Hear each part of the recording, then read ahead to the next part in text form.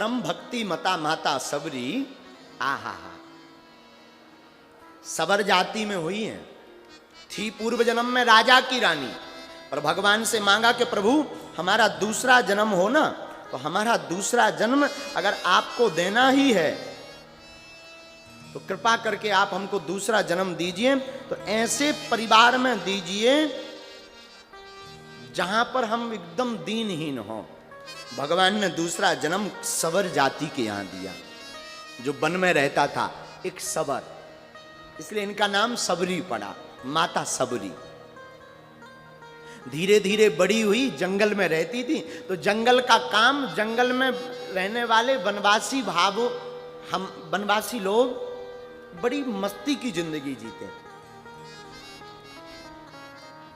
धीरे धीरे सबरी बड़ी हुई।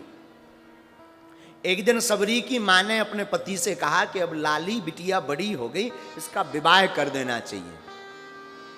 विवाह किसके साथ करें? कोई बड़ा देख लेते हैं। तो जब वनवासियों का विवाह होता है तो उसमें सूरवीर लड़का देखा जाता है। जो लड़का बढ़िया शिकार करके जानता हो, उस लड़के से विवाह किया जाए, ऐसा नियम है वनवासियों का। तो माता सबरी के पिता ने सोचा, जो लड़का बड़ा सूरवीर हो,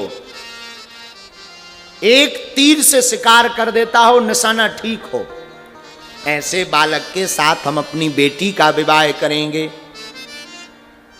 सबरी माता के पिता ने सब जगह ढूंढा, एक लड़का मिल गया, बड़ा सूरवीर था, एक तीर से वो दो दो शिकार कर देता था। ऐसे बालक के साथ माता सबरी का विवाह तय हो गया।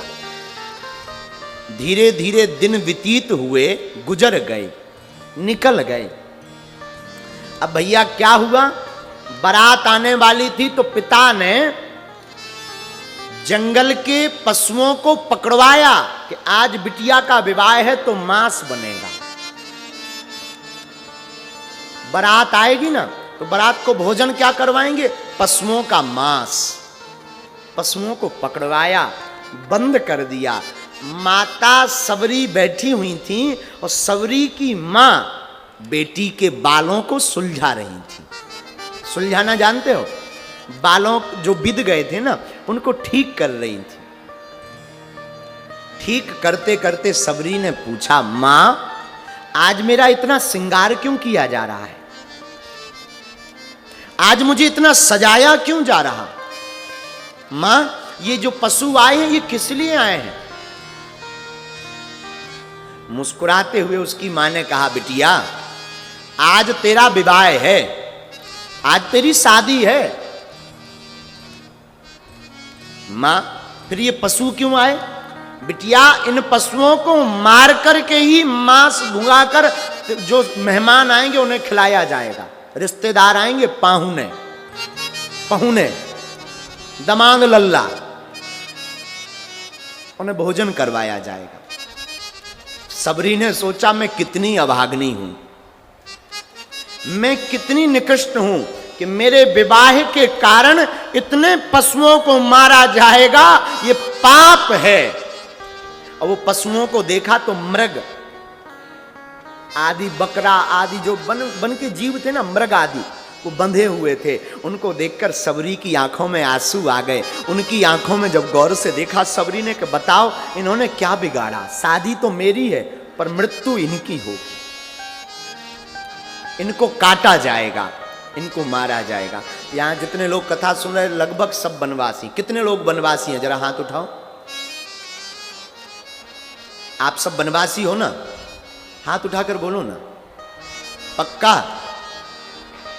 आप सब वनवासी हो।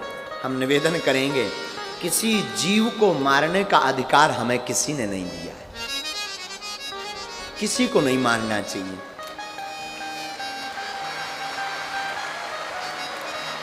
आप लोग किसी पशु को मत मारो, किसी ने हमें अधिकार नहीं दिया उनको मारने का। जीवों ने, विचारों ने क्या बिगाड़ा? उनकी क्या गलती थी? बस यही गलती के वो जीव हुए। हम तुमसे पूछते हैं कोई तुम्हारा हाथ काटे तुम्हें कैसा लगेगा, जरा बताओ, अच्छा लगेगा या बुरा? बताओ जरा, काय भैया कैसो लगे? बुरा लगे? अच्छा उंगरिया काट दें और तनक नमक नॉन डाल दें, फिर बताओ कैसो लगे? बताओ जरा, अच्छो लगे? बिच्छू सो चढ़ जाए, हाँ जी या ना जी, चढ़ जाए है ना। अच्छा तो जैसे वो मुर्गा बकरा ये काटत तो बताओ हुए कैसो लगत हुई है? अच्छो के बुरा बोलो, जोर से बोलो ना, बुरा लगता होगा ना। हमारा निवेदन है आज के बाद प्रण लेकर जाओ, किसी भी जीव का मांस मत खाना।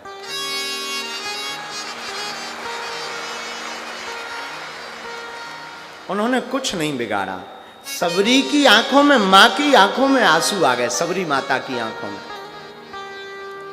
कि मैं कितनी अभागिनी हूं कि मेरे विवाह के कारण इन जीवों की हत्या होगी। सबरी ने विचार कर लिया अब नहीं मैं रहूंगी। माता सबरी, पिता माता काम में बिध गए। माता सबरी घर से निकली और घर से जैसे ही निकली तो जो जीव बंद थे, जो जानवर जिनको काटना था, उनका दरवाजा खोल दिया और खोलकर माता सबरी वन की तरफ भाग गई।